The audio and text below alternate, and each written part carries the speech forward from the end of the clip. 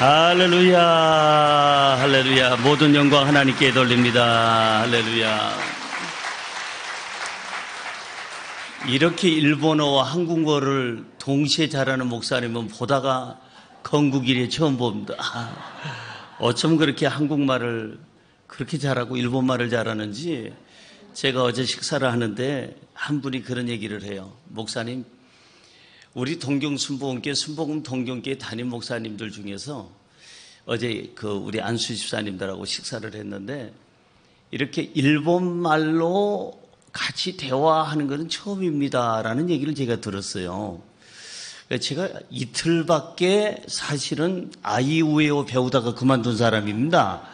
하도 그냥 오사카에서 코피가 나는 바람에 우리 집사람한테 6개월 동안 랭귀지 스쿨 내 대신 돈 내놨으니까 다니라고 그러고 저는 노숙자들을 향해서 나가서 복음 전하고 같이 이렇게 전도하고 그랬던 적이 있습니다.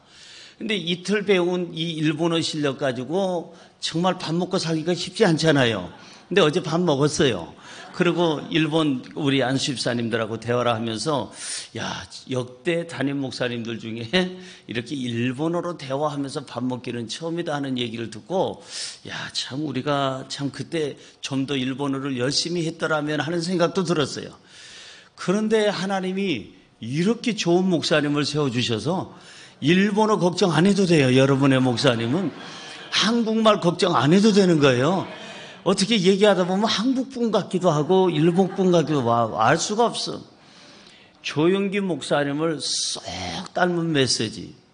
제 후배 목사님 중에 누구라고 얘기할 수는 없어요. 또 여기에 언제 초청받아서 올지 모르니까.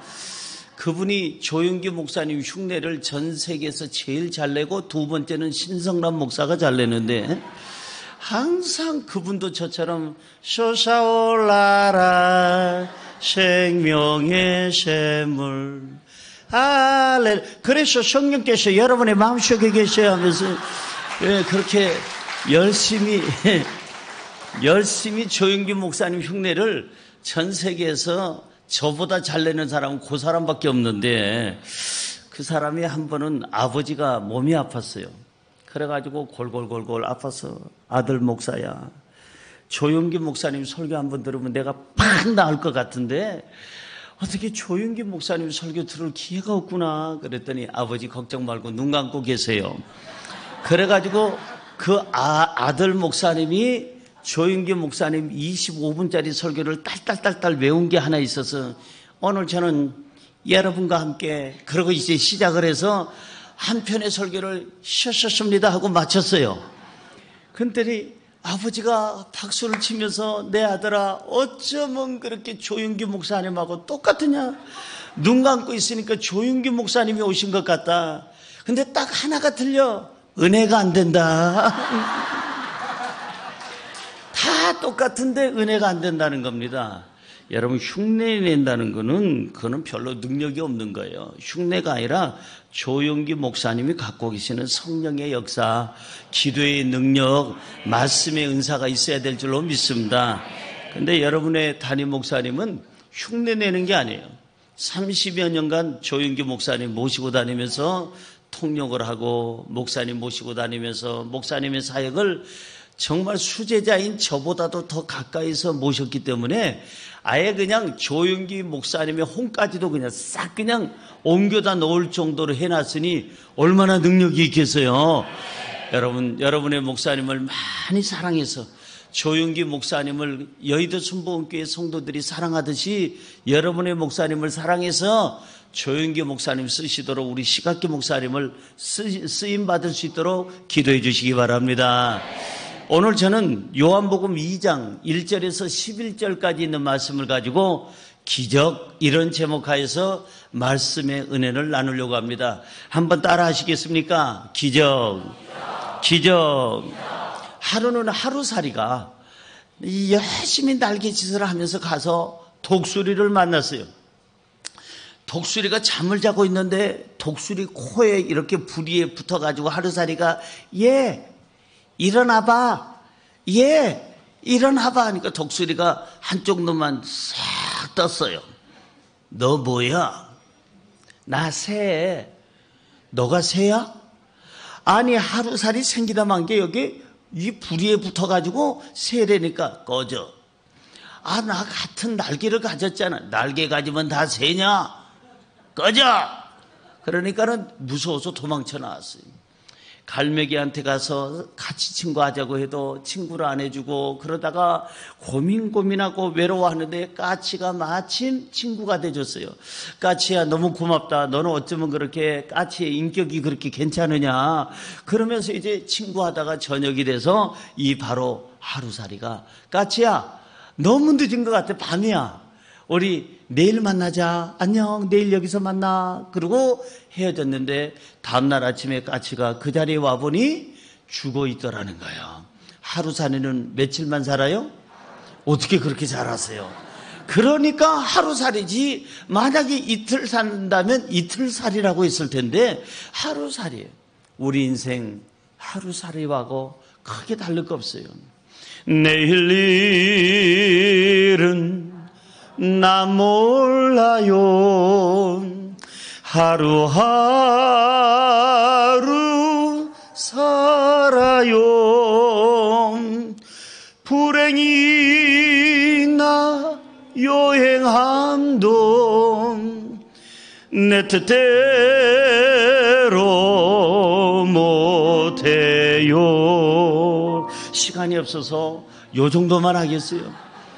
왜냐하면 첫째 날은 굉장히 제가 2시간 이상이 예배가 됐고, 어제는 5분 짧았고 오늘은 10분 짧아야 돼요. 그래야 어떤 목사님이 그래요. 설교자가 예배가 짧아야 또다시 부름을 받아 그러더라고요. 그래서 첫째 날이 좀 2시간 이상 넘어갔고, 어제 둘째 날은 그냥 한 5분 짧았고, 오늘은 한 10분 짧아야 시각계 목사님이 나중에 부를란가 그렇게 할 텐데, 그래서 좀 짧게 해보려고, 내일 일은 안 몰려고 그 정도밖에 안 했지만, 감사한 것은 첫째 날보다, 첫째 날도 꽉 찼는데 둘째 날이 더 많았고, 오늘 보니까 너무 많이 오셨어요. 뭘 또 두리번거리세요. 믿어야지 얘기를 하면은. 예. 제가 얘기하면 거짓말 하겠어요. 야, 그럼 시간을 드리겠어요. 한번 두리번거려 보시고, 그리고 나서 이렇게 얘기하시기 바랍니다. 은혜 받읍시다. 응답 받읍시다. 많이 왔잖아요. 첫째 날보다 둘째 날보다 오늘이 제일 많이 나왔는데, 이게 되는 교회예요. 이게 되는 거예요. 사랑하는 성도 여러분, 우리는 하루살이와 다를 게 없어요. 내일 일을 알 수 없어요. 그렇게 온 천하를 막 호령하던 대통령도 갑자기 세상을 떠나버리기도 하고, 그렇게 그냥 온 세계 유명 인사도 하루아침에 사라지기도 해요. 우리에게 무엇이 필요할까? 기적이 필요합니다. 저는 병원 신방 갈 때마다 중환자실에서 이제 호흡기에 이렇게 의존하고 기계에 의존하고 있는 의식도 없는 그런 분들에게 가서 기도를 할 때마다, 하나님, 한 번만 기적을 베풀어 주시옵소서. 한 번만 기적을 베풀어 주옵소서. 수술실에 들어가는 성도님 잘 다녀오세요. 하나님이 함께합니다. 수술실이라고 써있는 그곳에 지나가는 걸 보고 다치자마자 그 벽을 향해서 손을 얹고 기도하기 시작합니다. 하나님, 딱 한 번만 기적을 베풀어 주셔서 저 이 집사님을 살려주시옵소서. 우리 박 집사님을 살려주시옵소서. 그러면 그 가족들은 더 열심히 기도를 합니다. 눈물로 우리 아버지를 살려주시옵소서, 기적을 베풀어 주시옵소서 하고 그 수술실 바깥에서 기적을 베풀어 달라고 기도하는 것을 제가 듣게 됩니다. 여러분, 우리 수능이라는 게 있잖아요. 대학 시험을 치르는 수능 때 되면은 그 시험 치르러 들어간 그 학교에 자녀들을 보내고 나서 그 추운데 바깥에서 엄마 아빠들이, 아버지 하나님이여, 내 아들 딸 이번에 대학 들어갈 줄로 믿습니다. 딱 한 번만 기적을 베풀어 주시옵소서 하고 기도를 세게 하는 것을 보게 됩니다.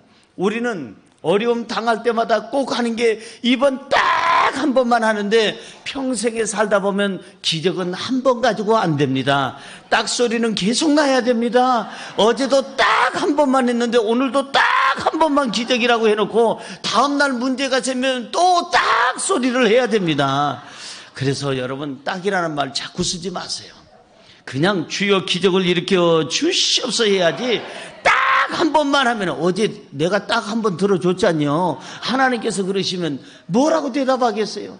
사랑하는 성도 여러분, 기적이란 뭘까? 제가 국어 사전을 찾아보니까 두 줄로 설명이 되어 있습니다. 첫째 줄에는 이렇게 써 있어요. 상식으로 생각할 수 없는 기이한 일, 그것을 기적이라 이렇게 정의를 내려놨고, 또 한 절은 보니까 그들은 하나님을 안 믿으니까 신에 의하여 행하여졌다고 믿어지는 불가사의한 현상, 이것을 바로 기적이라 이렇게 해놨습니다.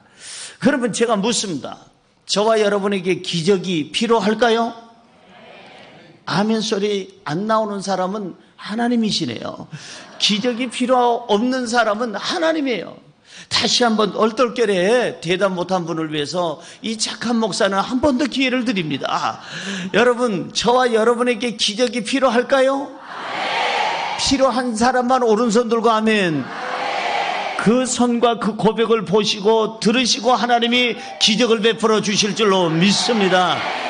저는 날마다 기적이 필요해요. 왜? 어제 말씀드린 것처럼 할 수 있는 것보다 할 수 없는 것이 많고, 아는 것보다 모르는 게 많아. 나도 우리 동네 구청장이 나를 알면 나를 장애인 2급이나 1급이나 뭔가 등급을 매길 텐데, 나를 잘 모르니까 장애인 등급을 지금 안 매기고 있을 뿐이지, 아는 것보다 모르는 게 훨씬 많고 할 수 있는 것보다 못하는 것이 훨씬 많아서 저는 이렇게 연약한 존재요, 장애를 갖고 있어요.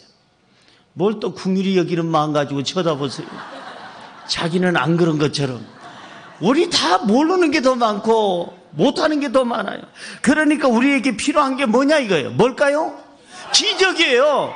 창조주 하나님의 그 능력으로 행해져서 불가사의한 어떤 현상, 안 되는 게 되고, 죽은 자가 살아나고, 병든 자가 고침받고, 가난한 자가 부유하게 되고, 어제보다 오늘은 더 낫고 오늘보다 내일은 더 나은 인생, 그 기적이 바로 오늘 하나님이 일으키는 기적인 줄로 믿습니다. 자, 그러면 예수님께서 제일 처음에 기적을 일으킨 게 뭘까? 오늘 본문 말씀 11절 보세요. 예수님께서 공생애를 시작하면서 제일 먼저 일으킨 기적이 이 기적이에요. 11절 시작. 예수께서 이 첫 표적을 갈릴리 가나에서 행하여 그의 영광을 나타내시며 제자들이 그를 믿으니라. 기린이 끼니 예수님께서 제일 먼저 일으킨 기적이 뭐예요? 혼례잔치, 결혼식에 가서 잔치 열렸네, 혼례잔치 열렸네. 결혼식 혼례식의 잔치에 가서 물을 변하여 뭘로? 포도주로 바꿔놓는 기적을 가나라고 하는 동네에서 첫 번째 행하셨어요. 저는 옛날 어렸을 때 이 성경을 읽으면서 예수님이 왜 이렇게 시시껄렁한 기적을 제일 처음에 일으켰을까? 물이 변하여 포도주로 하는 것보다 지금 예수님의 하나님의 아들임을, 메시아임을 만천하에 알려야 될 그 시간에 나 같으면 물이 변하여 포도주로 바꾸는 이런 시시껄렁한 이런 기적을 일으키는 게 아니라 동경대학 병원에 가서 안치실로 들어가가지고 병원원장부터 시작해서 여기 NHK에 전부 기자들 오게 해가지고, 그리고 나서 안치실에 있는 시체들 전부 다 그냥 여기 그냥 냉장고에 있는 거 전부 다 꺼내가지고 누워있는 한 59구의 시체들을 향하여 일어나라! 그러는 순간 59구의 일본 시체들이 빡!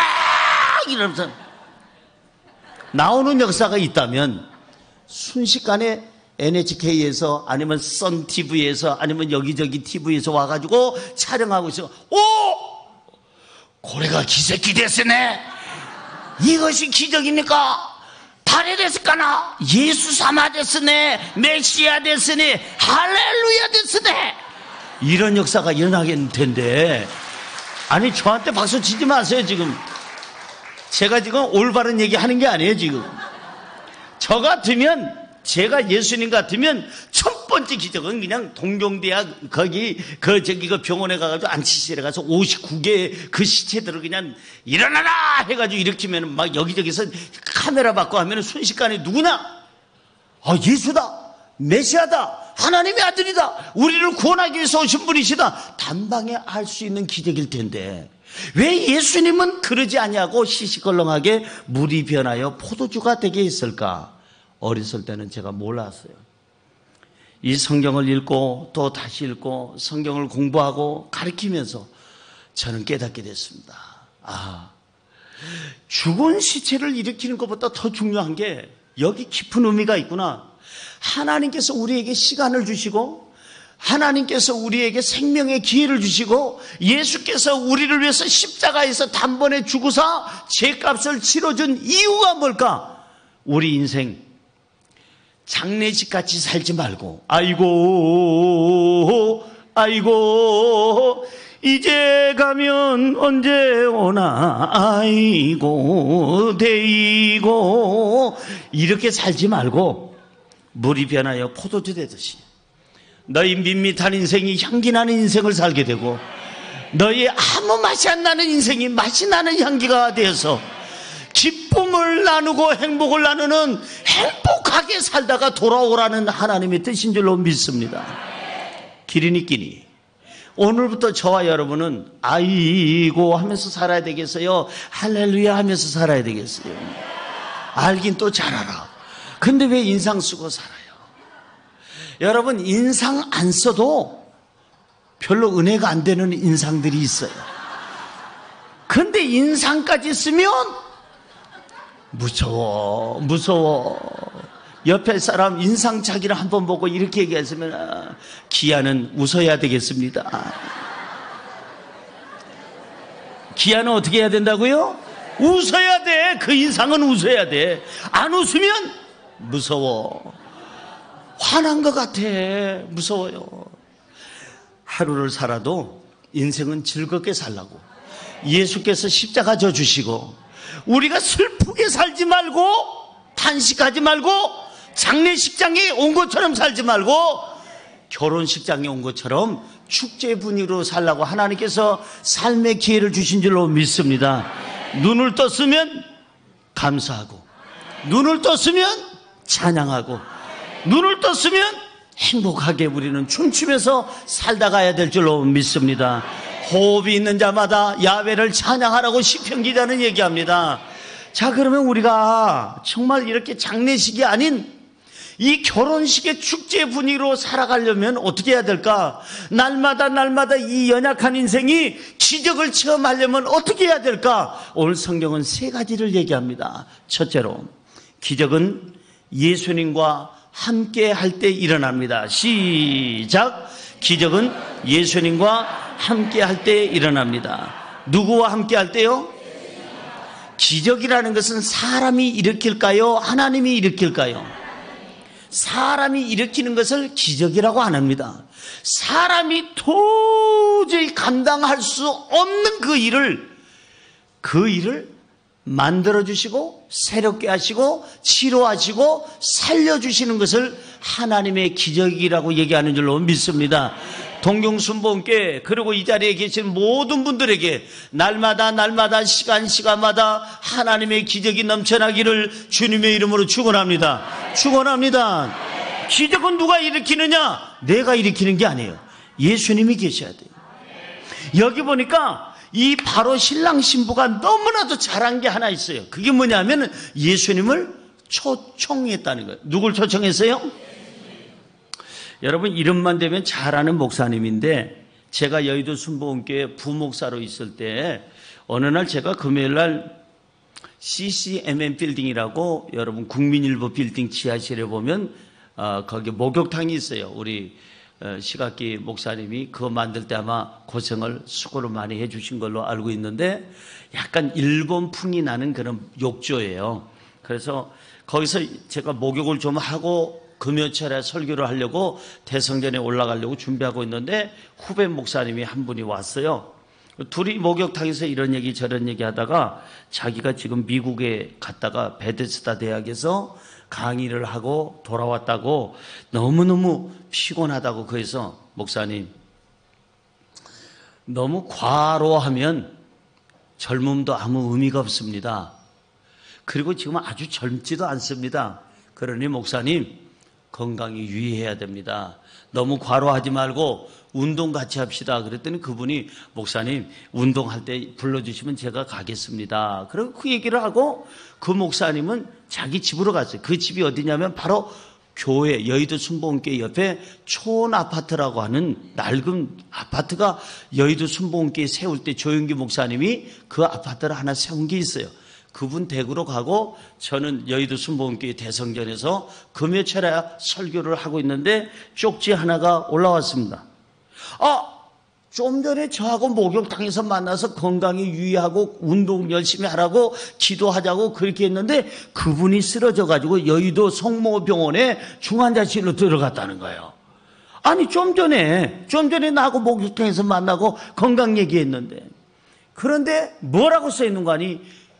위험하다는 거예요. 생명의 위협을 뇌졸중으로 갑자기 뇌출혈로 쓰러져서 그리고 나서는 그냥 바로 실려갔기 때문에 지금 생명의 위독이 있다는 거예요. 그래서 제가 모든 여의도 순복음교회 성도님들하고 같이 그 목사님을 위해서 기도를 하고 그리고 나서는 전부 800명이 되는 목사님 전도사님들한테 예배 드릴 때마다 그 목사님을 위해서 지금 살려달라고 기적을 베풀어 달라고 우리 다 함께 하나님 앞에 기적을 위해서 기도합시다 그러고는 전부 지시를 내려놨어요.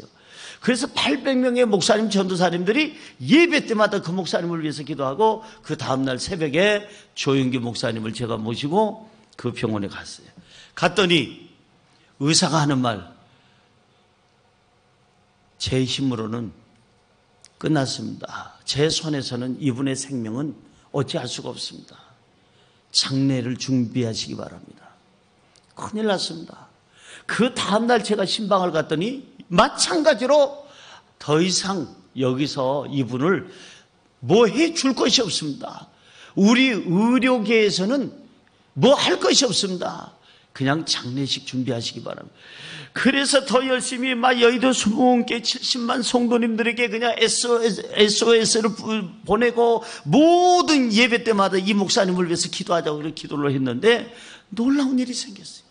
조영기 목사님도 다녀가시고 기도를 하고 선성도가 기도를 했는데 살았겠어요? 죽었겠어요? 죽었으면 왜 이렇게 긴 얘기를 하겠느냐 이게요. 여러분이 너무나도 잘 아는 목사님인데 그분이 살아나서 지금도 전 세계를 다니면서 복음을 증거하고 열심히 하나님께 충성하는 줄로 믿습니다. 여러분 기도는 응답입니다. 할렐루야 할렐루야. 따라하세요. 기도는 응답이다. 한번 땡겨볼까요? 기도는 아이고 그 다음 걸 해야지. 기도는 응답이에요. 예배는 축제다라고 제가 가르쳐 드렸잖아요. 기도는 예배는 기도는 누가 또 축제래. 내가 그럴 줄 알고 한 번 땡겨봤어요. 예배는 기도는 아멘. 그래서 그분이요 의료진에서 다 소환 났어요.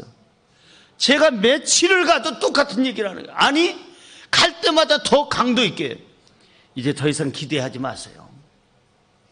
우리 더 이상 이분에 대해서 미련을 가지면 안 돼요. 애석하지만 그러자 그 사모님부터 가족들이 전부 다 울고 나도 났는데 조영기 목사님도 안수해 주시고 우리 70만 성도가 기도를 하고 그래서 그분이 세상에 다 죽었다고 끝났다고 하는데 하나님은 끝났다고 하는 사람들 앞에서 아직 아니다라고 알려주시고 기적을 베풀어 주신 줄로 믿습니다. 그 기적은 지금 여러분에게도 필요합니다. 날마다 우리 발걸음마다 필요합니다.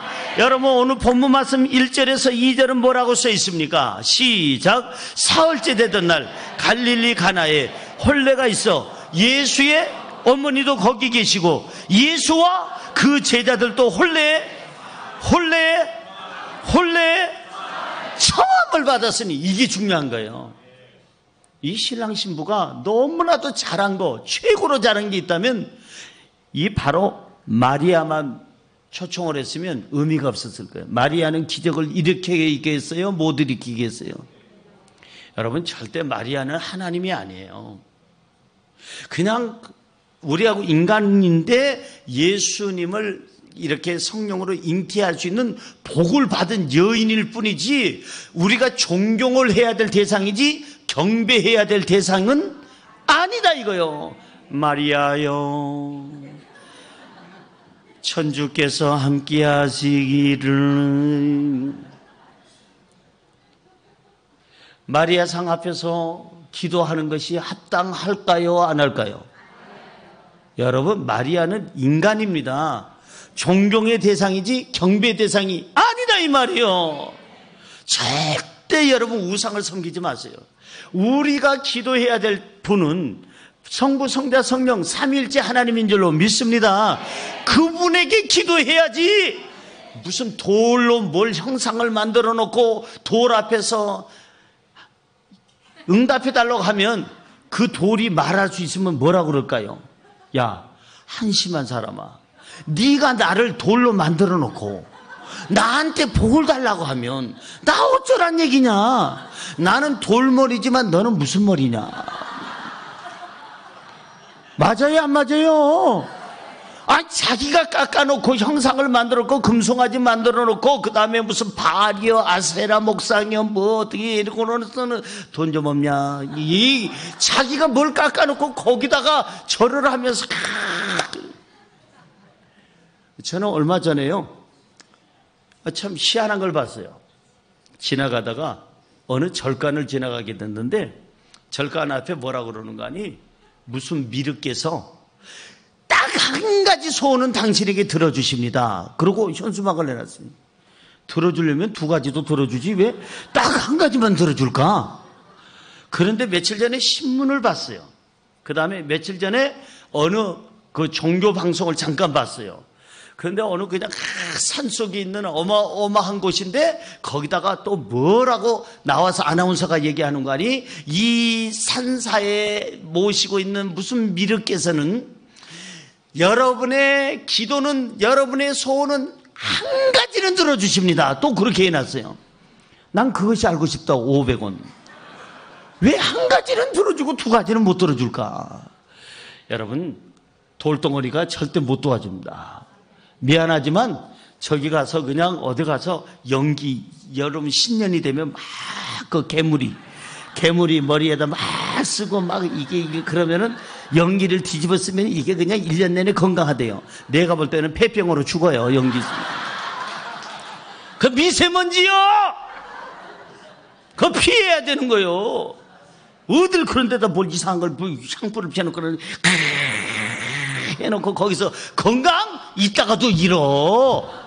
폐병 걸린다니까. 미세먼지로 혈관 막혀요.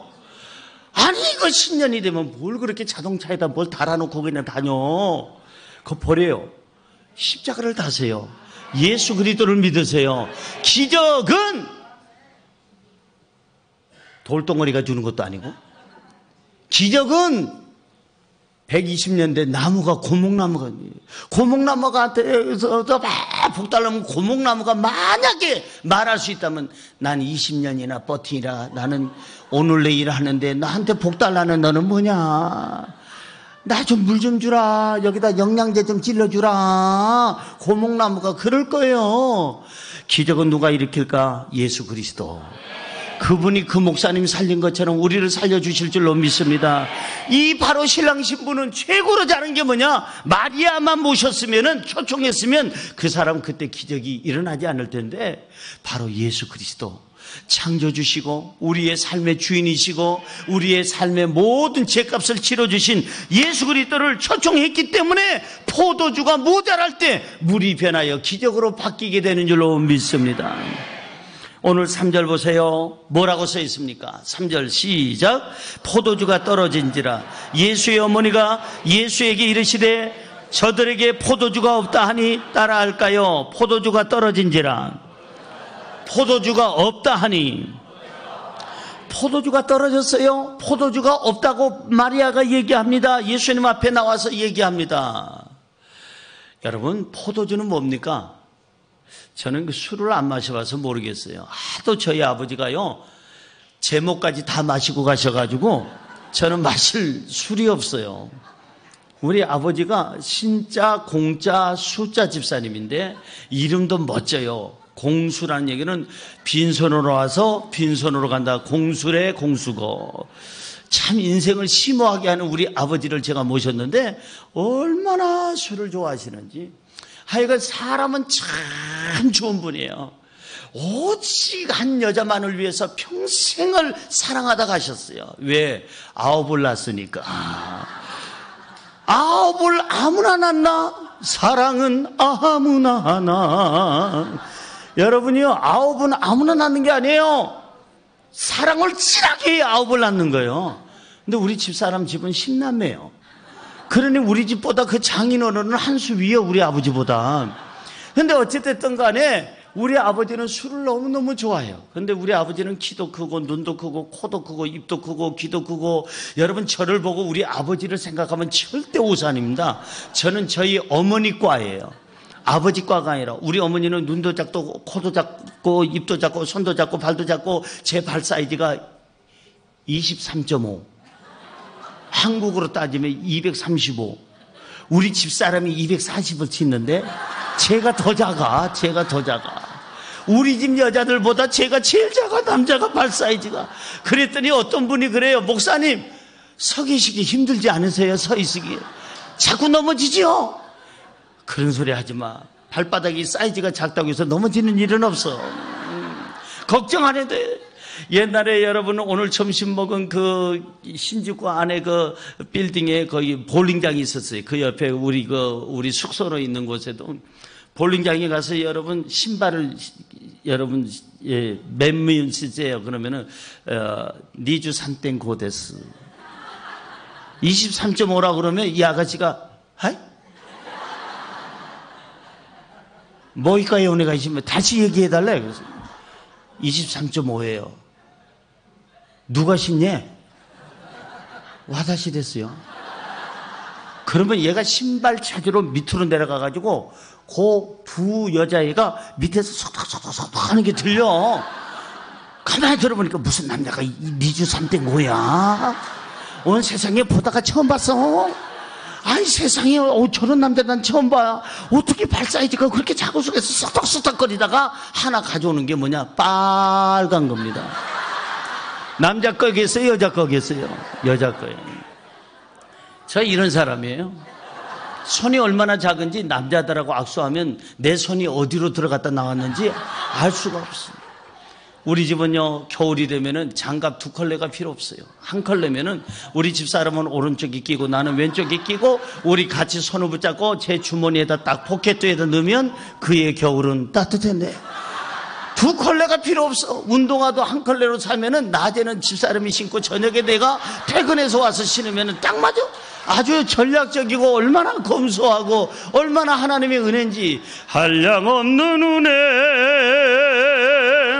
갚을 길 없는 은혜, 내 마음에 워싸는 하나님의 은혜. 어제 특송을 2번째 이걸 할 건데 갔어 그분이. 그래서 제가 지금 맛배기로 해드리는 거예요. 사랑하는 성도 여러분, 이 집이요, 왜 포도주가 떨어졌을까요? 포도주가 왜 떨어졌을까? 저는 3가지로 생각해요. 첫째는 포도주가 결혼식 끝나고 이 축제를 하는데 떨어진 이유 첫 번째는 뭐냐면 신랑 신부가 계산의 능력이 약했어. 아마 한 120명을 계산했는데 300명이 온 거예요. 그러니까 포도주가 떨어질 만하죠. 이거는 이해가 돼. 두 번째 해석은 이래요. 신랑 신부가 뭐니 해도 뭐니가 해보노. 돈이 없어. 가난하다 보니까 포도주를 그만큼 넉넉히 준비할 돈이 없었어. 이것도 조금 이해가 돼. 근데 3번째 해석은 제 해석인데 이거는 신학자들이 도저히 감당할 수 없는 해석이에요. 이거는 믿거나 말거나 하는 해석이니까 잘 들어보세요. 3번째, 왜 포도주가 그 귀한 시간에 떨어졌을까? 200명을 초청하긴 잘했어. 인원수 계산도 맞았어. 그 다음에 여기에 모든 게 다 맞았는데 하나 틀린 게 있어. 200명이 초대됐는데 128명이 알코올 중독자였어요. 있는 대로 퍼마신 거예요. 있는 대로. 이거는 믿거나 말거나 신성남 목사가 해석한 거예요. 그런데 어쩌면 맞을 수도 있어. 이렇게 하여 이 바로 포도주가 떨어졌어요. 그런데요, 포도주 떨어졌는데 무슨 이렇게 야단법석이냐 하려는지 몰라요. 저는 이스라엘을 여러 군데 여러 번 가봤지만은요, 거기 가면은 $1 하면서 그냥 계속 물병 들고 돌아다니면서 $1 외치는 사람들이 있어요. 왜 물을 사 먹어야 되느냐? 팔레스타인 지방은요, 중동에는 석회질이 많아요. 석회질이 많아서 그냥 맨 땅에서 나오는 물 마셨다가는 굳어지는 역사가 있어. 마시다가 하고 소돔과 고모라처럼 뒤돌아보면 송기둥 되는데 이거 마시다가 굳어지는 역사가 있어요. 석회질이 너무 많아요. 그래서 이 팔레스타인 지방에서는 주로 이렇게 포도주를 담가서 음료수 대신으로 해요. 그래서 우리 대한민국은 그 문화는 모르고 왜 술 마시는 게 죄입니까? 예수님도 물을 변하여 포도주로 만들고 성경에도 보니까 술 취하지 말라고 했는데 마시지 말라는 얘기는 없지 않습니까? 그런데 한국에는 왜 이렇게 유독 기독교인들이 처음부터, 개신교인들이 처음부터 술을 갖다 못 마시게 했느냐? 언더우드 박사나 아펜셀러 박사나 처음 선교사들이 이걸 못 마시게 했느냐? 한국 사람들의 근본을 아니까. 다른 나라 사람들은 그냥 밥 먹으면서 그냥 조금씩 음료수로 마시는데 한국 사람은 밥보다 더 중요한 게 얘야. 그래서 얘가 바닥나든지 내가 바닥나든지 둘 중에 하나가 바닥이 나야 끝장이 나는 거예요.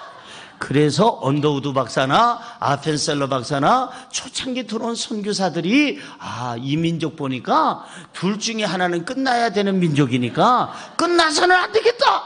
그래서 이 포도주가 바닥나면 경제적인 문제가 될 것이고 사람이 바닥이 나면은 미래가 없는 것이고, 그래서 한국에는 특별히 개신교에 처음부터 그냥 술을 못 마시게 한 거는 그건 사실이에요.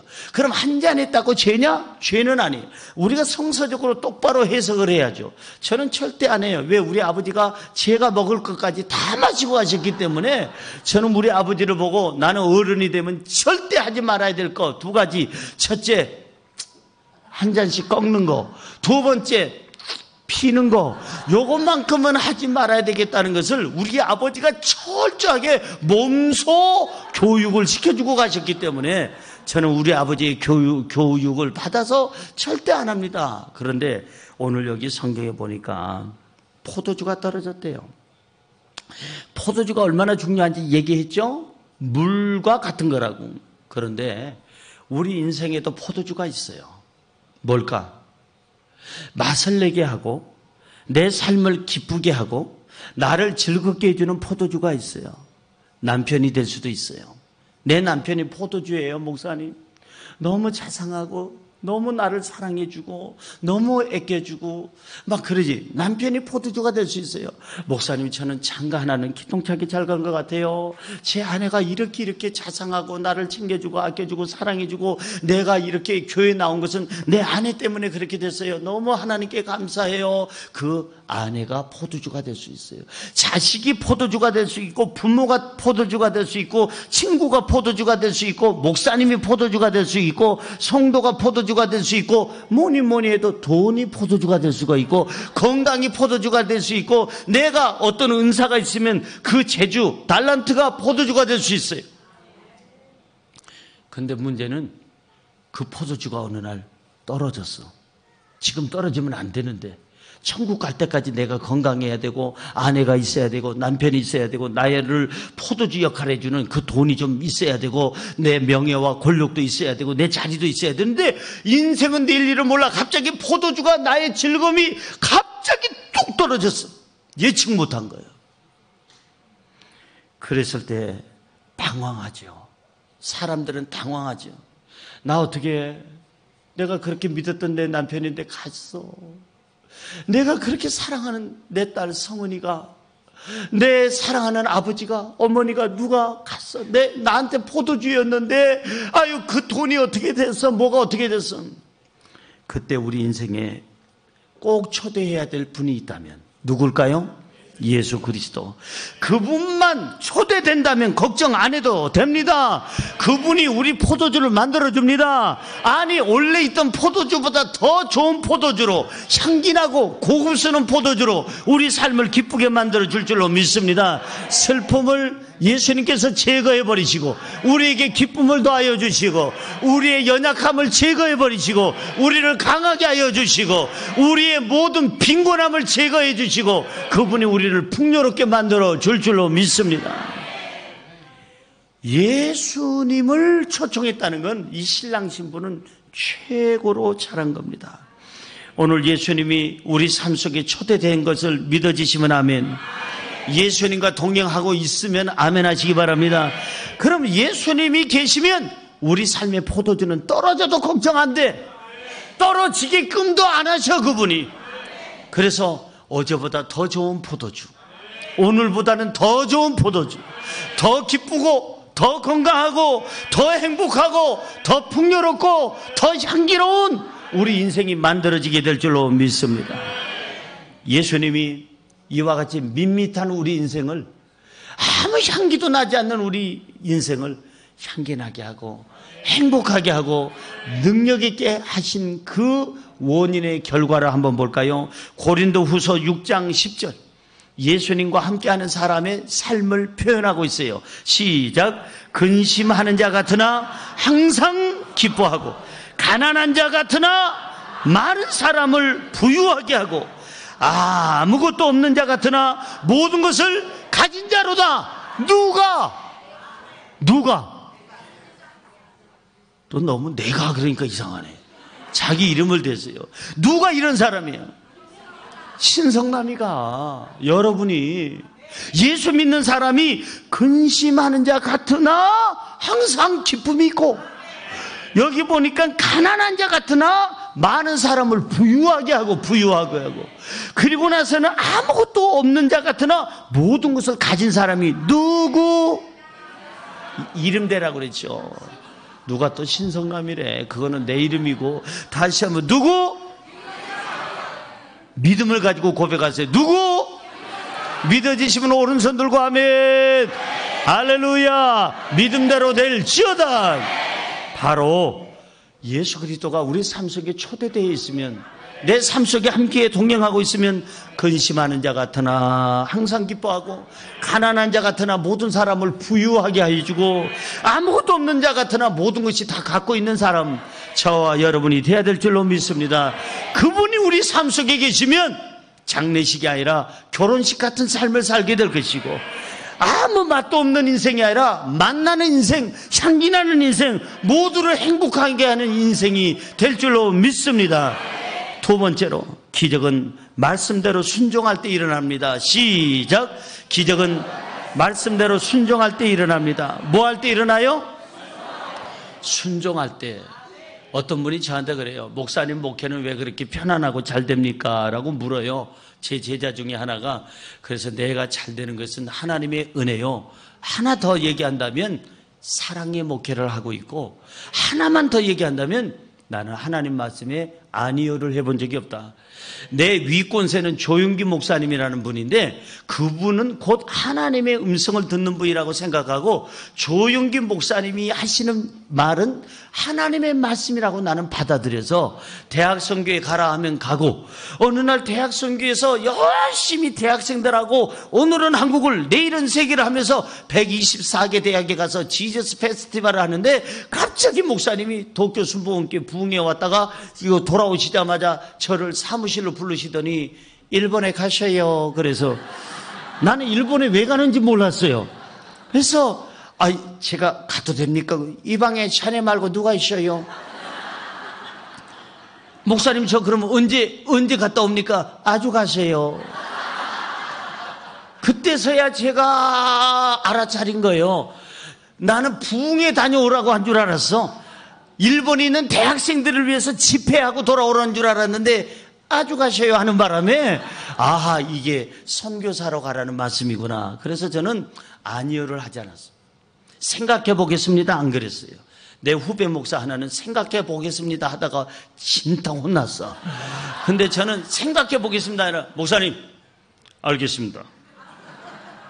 그리고 나서는 고민되는 게 제 아내, 저희 어머니, 연로하신 어머니 뭐라고 얘기할까 고민하다가 기도하다가 아버지 하나님 우리 아내의 마음을 주여 부드럽게 만들어 주시옵소서. 우리 어머니 연로하신데 이 장남이 일본 간다고 그러면 우리 어머니 누가 돌보십니까? 우리 어머니의 마음을 부드럽게 하여 가스 새는 소리를 있는 대로 하면서 그 집사람한테 전화했더니 우리 집사람이 그래요. 제가 장가를 잘 간 거예요. 여보 하나님이 가라고 하면 가야죠. 어머니한테 전화했더니 어머니가 또 기가 막히게 좋은 어머니요. 신목사는 내 아들이 아니야. 신학교 갈 때부터 그때는 이미 하나님의 아들인데 왜 내 걱정해? 구남매 중에 너는 장남이라 내가 특별히 의지하지만 그래도 너는 하나님의 아들이야. 우리 어머니가 저를 얼마나 의지하냐면 하루 종일 기도해요. 누구를 위해서? 구남매를 위해서 아니에요. 장남을 위해서. 8 것들은 하루 종일 기도 제목에 들어가지도 않아. 그냥 무조건 신성남 목사, 큰아들 신목사 하다가 불 끄려고 생각해보니까 8 것들이 남아있어. 그러니까 불 끄면서 나머지 것들도 축복하여 주시옵소서. 그리고 기도를 해. 그러니까 그 나머지 것들은 얼마나 섭섭하겠어. 근데 어머니가 저를 이렇게 의지하는데 제가 일본에 가면 우리 어머니 어떡하나. 근데 어머니가 기쁘게 저한테 너는 내 아들이 아니고 하나님의 아들이야. 그래서 제가 이제 선교국에 거의 모든 서류를 받아가지고 하는데 놀라운 것은 세계 선교사로 나간 선교사 중에 어머니 모시고 간 사람 하나도 없어요. 그러니까 저도 어머니를 모시고 갈 생각을 안 했는데 선교국에서 뭐라고 그러는 거니? 아니 왜 4명만 신청하셨어요? 어머니 계시다면서요. 어머니 데려가도 되는 거예요? 근데 아니 여태까지 데려간 분은 없지만은 이번에 특별하게 우리 조영규 목사님께서 이 5 식구라고 얘기하셔서 어머니도 모시고 가도 되는 것 같습니다. 이때라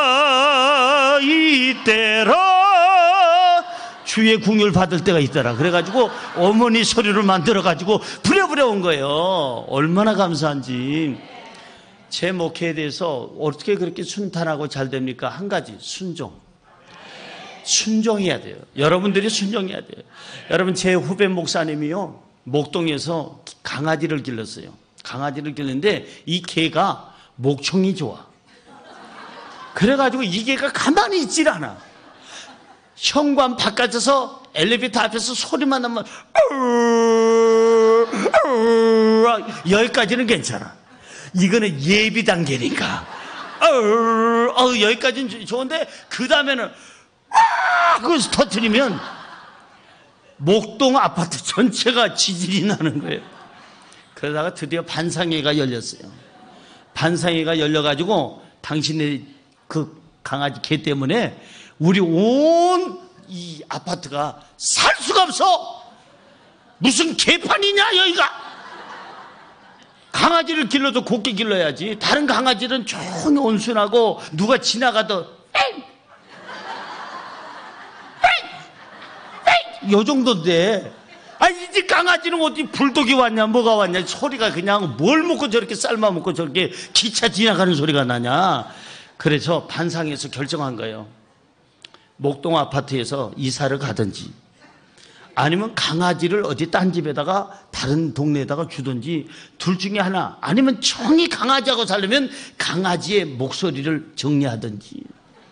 그래서 이 목사님이 고민하다가요 다 같이 이사 갈 형편은 안 되고 그렇다고 해서 강아지를 다른 동네에다 줄 수도 없고 가족 같은데 고민하다 같이 살 수 있는 길을 하나 생각했는데 그게 뭐냐면 목성대 제거 수술. 소리 안 나게 하는 거예요. 그 날짜를 잡아놨어요. 이걸 하게 되면은 강아지가 이런데요.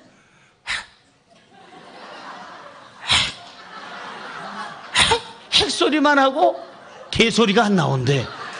그래서 그걸 해놨는데 그 집에 남매가 있어요. 남매가 아버지한테 항의를 하는 거예요. 아빠 너무했어. 아빠 목사 맞아요? 왜 내가 목사지, 목사 안수 받은 지 벌써 12년이나 됐는데 나한테 목사 맞느냐고 그러냐? 아빠 목사 아니에요. 목사는 개가 목이 고장나면 소리 나오게 하는 게 목사지. 잘 나오는 개소리를 죽이는 게 목사다. 각성하고 회개하라. 그러고 이제 이 아들, 딸들이 데모를 했어요. 그러니까 이 목사님이 찔렸어요.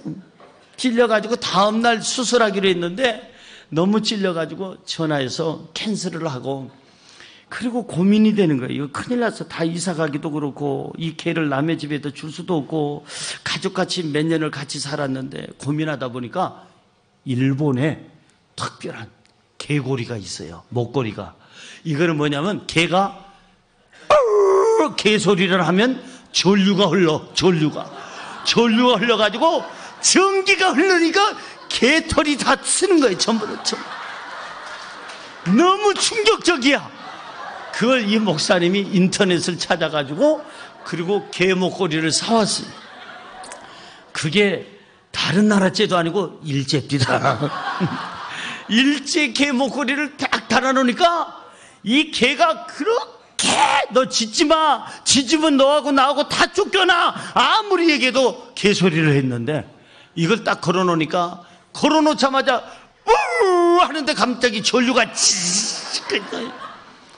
오줌을 싸고 놀래가지고 경기를 하는 거예요. 이걸 이틀, 3일, 4일을 계속 그랬는데 계속 강아지는 개는 본능적으로 개소리를 하게 돼 있잖아요. 우우 하다 우우 일주일이 됐어요. 이제는요 어떻게 하냐면은 사람이 지나가는 소리가 들리면 소리 내려다가 그래서 이렇게 해요.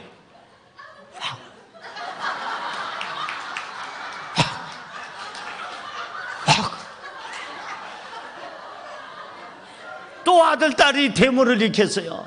우리 아버지는 각성하라. 어떻게 저 선량한 개한테 잔인하게 이렇게 전류를 흐르게 할 수 있느냐. 그래서 할 수 없이 일주일 뒤에 아버지가 회개하는 마음 가지고 또 이걸 목걸이를 풀어줬어요. 지금 풀면 개가 개소리 하면은 개소리가 나오는데 지금까지 개소리를 안 해요. 왜냐하면 너무 일주일 동안 시달려가지고 개소리 하면 찌익 하는 역사가 있으니까. 잘 들으세요. 사람에게 상처 주는 말은 사람의 소리가 아닙니다. 분노를 일으키고 다른 사람에게 아픔을 주고 하나님 말씀을 거역하는 것은 사람의 소리가 아닙니다. 만약에 교회를 시험 들게 하고 성도를 시험 들게 하고 주의종을 시험 들게 하고 여러분 가족을 시험 들게 하는 사람은 일제 목걸이 하나 달아야 됩니다. 그런 사람의 소리가 아니고 사람을 상처 주는 소리는 개소리입니다. 그러니까 그때는 이걸 달기 위해서 일주일 동안 하게 해서 나중에 이걸 풀어도 사람 소리를 내게 해야 되는 거예요. 강아지도 주인이 하지 말라면 하지 말아야 됩니다. 굳이 하니까 목걸이가 필요하지 않습니까? 하나님 앞에 우리는 누구냐? 하나님의 종입니다. 우리의 주인은 예수 그리스도십니다. 주님께서 우양우 하면 우양우, 자양좌 하라면 자양좌, 가라 하면 가고 서라 하면 서고 돌아가라 하면 돌아가고, 그리고 개소리 하지 말라면 개소리도 안 하고 사람에게 칭찬하고 격려하고 축복하고 은혜의 말씀을 증거하는 사람에겐 하나님께서 복을 주실 줄로 믿습니다. 여러분 5절은 이렇게 얘기합니다. 5절 읽어볼까요? 그의 어머니가 하인들에게 이르되 너희에게 무슨 말씀을 하시는지 그대로 하라 하니라. 따라하세요. 너희에게 무슨 말씀을 하시든지 손가락 펴시고 그대로 하라. 어떻게 하라요? 너희가 이해가 되든 안 되든, 네 경험으로 옳든 안 옳든, 네가 알고 있는 지식하고 상반이 되든 안 되든 주님께서 말씀하시면 따지지도 말고 묻지도 말고 네 말, 네 생각을 얘기하지도 말고 어떻게 하라? 다시 한번 어떻게 하라? 그렇게 할 때 기적은 일어날 줄로 믿습니다. 하나님의 말씀이 다 이해돼서 믿는 사람이 있을까요? 없어요. 어떻게 보리떡 가지고 물고기 가지고 저렇게 한 소년이 먹을 수밖에 없는 그 오병이의 기적을 일으키냐 말이에요. 어떻게 모세가 홍해수를 갈르냐 이거요. 어떻게 베드로가 바다 위를 걸어가다가 빠지냐 이거요. 아니, 이 세상에 이해 안 되는 게 한두 가지가 아니에요. 이해해서 믿는다면 그 사람 못 믿어요. 하나님의 능력을 믿으면 이해가 되는 줄로 믿습니다. 할렐루야. 네 생각을 앞세우지 마. 교회 생활할 때 여기 교회 재직들 계시면 잘 들으세요. 집사님들, 권사님들, 안수집사님들, 장로님들, 내 생각을 앞세우지 말아요. 주님이 말씀하시면 내 생각, 경험, 판단 다 묻어두고 그대로 하시기를, 말씀대로 하시기를 주의 이름으로 축원합니다. 이것이 뭐냐? 순종이에요. 창세기 1장 3절은 이렇게 써 있습니다. 시작. 하나님이 이르시되 빛이 있으라 하시니 빛이 있었고, 다시 한번요. 하나님이 이르시되 빛이 있으라 하시니 빛이 있었고, 하나님이 있으라 하셨기 때문에 빛이 있은 거예요. 하나님이 만약에 있으란 말을 안 했으면 빛이 있었겠어요? 없었겠어요? 발음을 정확하게 하세요. 없어요. 있으라, 빛이 있으라 말씀하셨기 때문에 있는 거예요. 고로 저와 여러분에게 지금 필요한 게 뭘까요? 하나님의 말씀이에요. 그 말씀대로 순종하고 그 말씀대로 말하고 그 말씀대로 여러분들이 따라가면 발걸음 발걸음이 향기 나갈 것이고 기적이 일어날 것이고 변화가 있게 될 줄로 믿습니다. 베드로는 밤새도록 그물을 내렸지만 고기를 못 잡았어요. 근데 주님께서 말씀하십니다. 예, 베드로야. 요한복음 21장 6절 시작. 이르시되 그물을 배 오른편에 던지라 그리하면 잡으리라 하시니 이에 던졌더니 물고기가 많아 그물을 둘 수가 없었더라. 아니, 여기 보니까 배 오른편에 던져라. 오른편에 던졌겠어요? 안 던졌겠어요? 밤새도록 던졌는데 물고기 못 잡았어. 그러면 딴 사람 같으면 여보시오, 내가 밤새도록 오른쪽 아니라 왼쪽, 앞뒤, 좌우, 동서남북 수백 번을 던져도 물고기 못 잡았는데 내가 이래봬도 어부 중에 내가 어느 대학 나온 줄 아시오? 갈릴리 대학 어부학과 출신이요, 내가. 그런데 당신이 갈릴리 대학도 안 나오고 어부학과 출신도 전공도 아닌 게 이래라 저래라 오른편에 던져라 왼편에 던져라 뭐 말이 많소 이럴 수 있는데, 베드로는 갈릴리 대학 어부학과 전문가인데도 불구하고 어부 전문가인데도 오른편에 수백 번을 던졌지만은 못 잡았지만 주님의 말씀에 순종하여 던졌을 때 그물이 째지도록 물고기가 잡히게 된 줄로 믿습니다. 여러분 보세요. 이제 한센병이라고 그러죠. 옛날 문둥병이라고도 했는데 요즘에 문둥병 하면은 그게 억양이 안 좋아서 한센병자라고 그래요. 나병이라고도 하고 나균이 들어가서 병균을 일으킨다 해서 나병 환자라고도 얘기하는데, 이 바로 한센병자인 나만이 순종해서 나은 거예요. 여러분, 열왕기하 5장 14절 나아만이 치료받게 된 과정이 나옵니다. 열왕기하 5장 14절 시작. 나아만이 이에 내려가서 하나님의 사람 말대로 요단강에 7번 몸을 담그니 그의 살이 어린아이의 살같이 회복되어 깨끗하게 된지라. 보세요. 나아만이 살고 있는 동네에 물은 요단강보다 더 맑고 깨끗해요. 처음에는 거절했어요. 내가 사는 동네에 강이 훨씬 깨끗하다 가려고 했더니 옆에 있는 부하들이 부하를 잘 둬야 돼. 아, 장군님, 저 하나님이 종이 얘기한 거 순종 좀 해보세요. 그래가지고 팔짱을 끼고 억지로, 성경에는 안 나왔지만은 2-3명이 아마 끌고 갔을지도 몰라. 요단강에 가서 1번, 2번, 3번, 5번 했는데 하나도 달라지질 않아. 야, 이거 봐라. 7번 들어가라고 했는데 5번 가면은 7분의 5는 이게 다 나야 되는데 이게 뭐냐? 안 났잖냐? 그러니 왜 이게 가겠다 하는 걸 아마 옆에 있는 힘 좋은 부하들이 그냥 2번 억지로 찔러 넣어가지고 7번을 채우지 않았을까 하는 신목사의 해석입니다. 근데 7번 들어가고 완벽하게 온전하게 100% 순종하자 나병이 사라지고 어린아이 상식결처럼 치료된 줄로 믿습니다. 순종이 제사보다 낫습니다. 재직된 여러분, 성도된 여러분, 여기서 주의 종이 구역장 하세요. 아멘 하시기 바랍니다. 성가대 하세요. 아멘 하시기 바랍니다. 교회학교 교사 좀 하세요. 아멘 하시기 바랍니다. 봉사 좀 하세요. 아멘 하시기 바랍니다. 남성계 여성계 좀 하세요. 아멘 하시기 바랍니다. 여러분, 순종할 때 바로 이 물이지만 이걸 가지고 옮길 때 이게 바로 포도주가 된 줄로 믿습니다. 하나님은 말씀하십니다. 너희가 온전한 11조를 드리여 나를 시험하여 보라. 그러면 너희 창고에 내가 쌓을 곳이 없도록 내가 붓지 아니하나 보라. 여러분요, 하나님께 복받는 비결 중에 11조 순종하시기 바랍니다. 주일 성수 순종하시기 바랍니다. 하나님 앞에 열심히 하루에 3번씩 창문을 열고 예루살렘 성전을 향해서 기도했던 예루살렘의 성도들처럼 기도하시기 바랍니다. 순종할 때 기적은 일어난다. 할렐루야. 마지막으로 3번째, 기적은 귀까지 채울 때 일어납니다. 시작. 기적은 귀까지 채울 때 일어납니다. 어디까지 채워요? 오늘 본문 말씀 7절은 이렇게 말씀하고 있어요. 시작. 예수께서 그들에게 이르시되 항아리에 물을 채우라 하신즉, 어디까지 채워요? 어떤 사람은 항아리에 물을 채워라 그러면은 채우긴 채우는데 설렁설렁 억지로 채워요.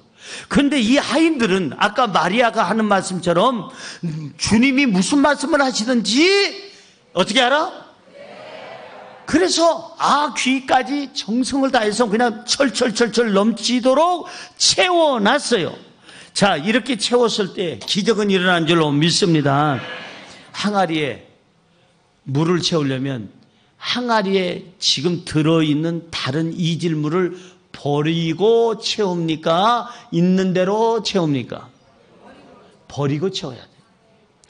여러분들이 기적을 체험하고 하나님의 은혜를 체험하려면, 예배 때 은혜 받으려면 잘못 산 내 인생의 항아리에 들어있는 죄덩어리, 못된 것들, 아집, 고집, 내 불신종, 이 모든 것들을 쏟아 버려야 될 줄로 믿습니다. 옆에 분에게 인사할까요? 싹 비우시기 바랍니다. 그리고 싹 채우시기 바랍니다. 뭘 비울까? 우리의 항아리에서 뭘 비워야 될까? 의심, 염려, 근심, 불신, 욕심, 아집, 세속적인 거, 인간적인 거, 하나님이 원치 않는 거 싹 비우시기 바랍니다.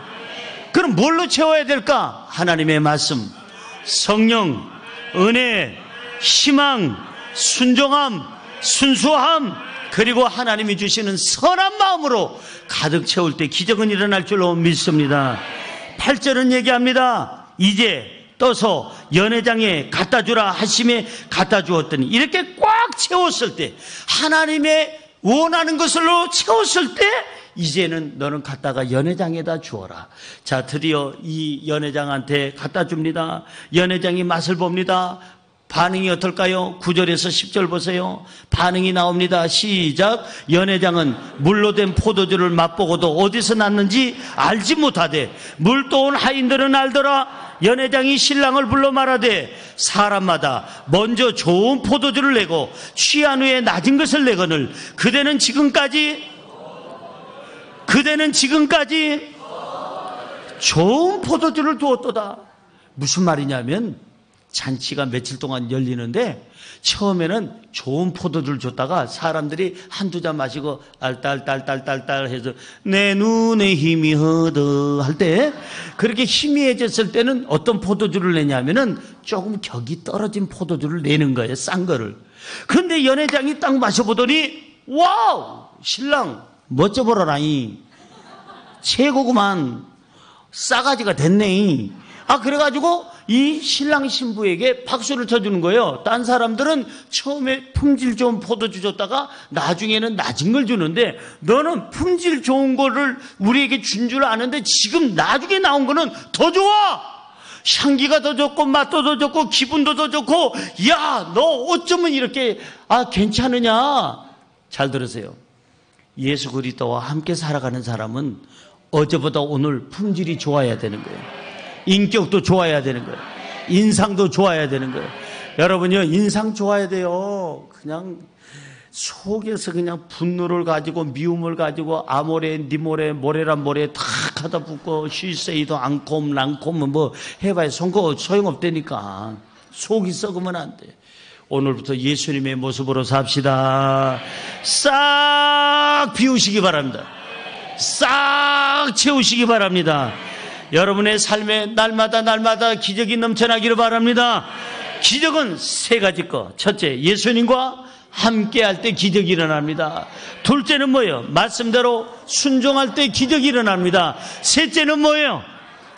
귀까지 채울 때 기적은 일어나는 줄로 믿습니다. 따라하세요. 나는 예수님과 함께함으로 내 삶 자체가 기적이다. 아멘. 다 함께 일어나서 우리 같이 찬양 하나 드리고 기도하겠습니다. 우리가 찬양할 때 오늘 찬양 드릴 찬양은 성령님 이곳에 오셔서라는 찬양입니다. 참 은혜로운 찬양이에요. 성령님 이곳에 오셔서 부드러운 바람처럼 잔잔하게 한없이 넘치는 능력으로 성령이여 오시옵소서. 자, 성령님을 인정하고 환영하고 모셔드리시기 바랍니다. 성령님 이곳에 오소서. 부드러운 바람처럼 잔잔하게 한없이 넘치는 능력으로 성령님 오소서. 가슴에 손 얹고요. 성령님 이곳에 오소서.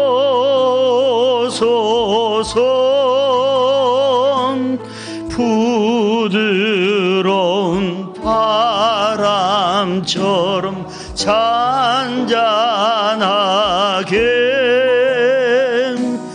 한없이 넘치는 능력으로 성령님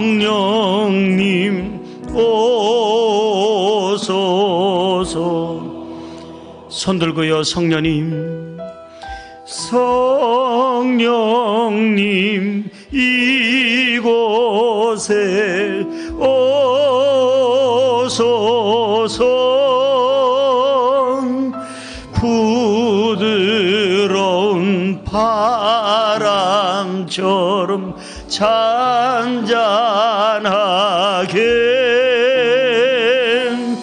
한없이 넘치는 능력으로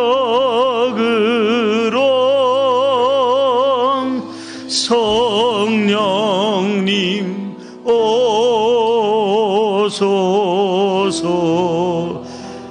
가슴에 손 얹고 허밍으로요.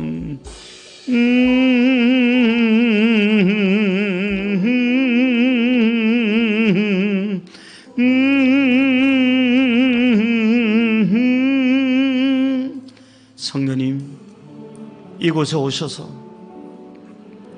때로는 부드러운 바람처럼 잔잔하게, 때로는 불처럼 뜨겁게, 강한 바람처럼 태풍처럼 강하게 한없이 넘치는 능력으로 성령님 오시옵소서. 마지막 때 우리 강해야 됩니다. 마지막 때 우리 살아야 됩니다. 내가 없는 일본, 세계 아무 의미 없어요. 성령님을 의지하세요. 가슴에 손 얹고 성령님 이곳에 성령님 이곳에 오소서. 부드러운 바람처럼 잔잔하게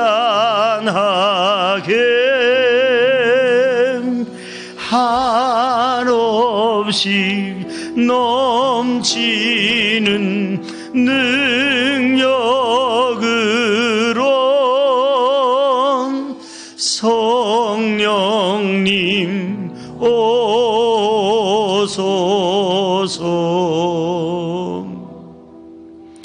기도하기를 원합니다. 살다 보면 힘들잖아요. 너무너무 힘들어서 기도 소리도 안 나오고 신음소리만 하면서 신음소리만 내는데 하나님은 그 신음소리까지도 응답하신대요. 우리 혼자 살면 아무 기적이 일어나지 않아요. 성령이여 오시옵소서. 여의도 순복음교회에서 일어났던 성령의 역사가 동경 순복음교회에서 일어나게 하여 주옵소서. 우리 사랑하는 조윤기 목사님을 한 시대에 귀하게 성령께서 쓰신 것처럼 우리 동경 순복음교회 담임이신 우리 시각기 목사님을 아버지 하나님 써 주시옵소서. 성령이여 우리 삶 속에 함께 계셔서 날마다 우리가 성령의 힘으로 살아가게 하여 주옵시고, 이 가난도 이겨내고 시험도 이겨내고 이 인생의 고난도 이겨내고 이 산도 넘게 하여 주옵소서. 오늘 성령의 충만을 위해서 여러분들이 잘못 산 거 회개하고 이제부터 교회 중심, 말씀 중심, 무엇보다도 하나님 중심으로 날마다 살아가게 하여 주옵소서. 성령님, 나 외로워요, 힘들어요, 슬퍼요, 고달퍼요, 힘들어요, 도와주세요. 이제 성령의 힘을 빌기 위해서 오늘 이 부흥의 끝날에 여러분 기적이 일어날 수 있도록, 오늘 우리의 문제가 해결될 수 있도록, 문제가 해결될 때까지, 기적이 일어날 때까지 주여 3번 외치고 통성으로 기도합니다. 주여, 주여.